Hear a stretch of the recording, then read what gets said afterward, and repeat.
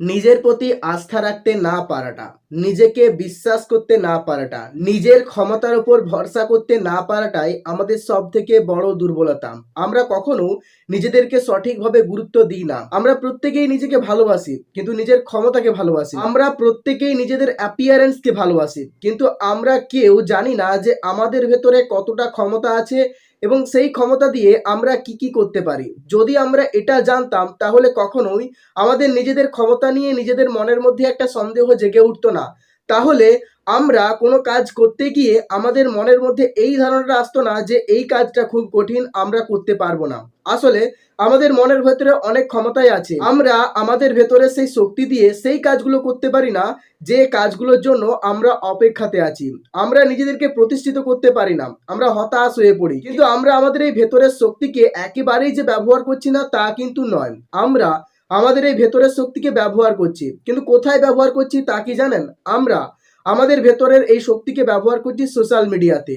আমরা আমাদের এই শক্তিকে ব্যবহার করছি বিভিন্ন খারাপ নেশাতে, যার কারণে খারাপ নেশাগুলো আমাদের জীবনের একটা পার্ট হয়ে দাঁড়াচ্ছে। আপনি কি জানেন, আপনি যেখানে যতটা বেশি সময় স্পেন্ড করবেন সেটাই আপনার জীবনের অঙ্গ হয়ে দাঁড়াবে। আপনি যদি আপনার ভেতরের ক্ষমতা আর শক্তিকে ভালো কোনো কাজে ব্যবহার করেন অথবা আপনার স্কিল ইমপ্রুভমেন্ট করতে ব্যবহার করেন, তবে আপনার স্কিল ইমপ্রুভমেন্ট হবেই এবং ভালো কাজটা আপনার হবেই। কিন্তু আমরা সেই সব দিকে আমাদের শক্তিকে ইনভেস্ট করতে পারি না।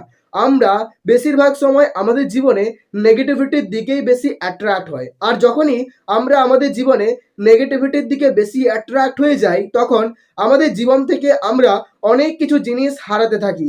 যেমন আমরা আমাদের কনফিডেন্সকে হারাতে থাকি, আমরা আমাদের ধৈর্যকে হারাতে থাকি, আমরা আমাদের মাইন্ডের ক্যাপাসিটি পাওয়ারকে হারাতে থাকি, এবং একটা সময় পরে যখন এগুলো সবই আমাদের জীবন থেকে হারিয়ে যায় তখন আমরা শারীরিক এবং মানসিক দুটোভাবেই একেবারেই ভেঙে পড়ি।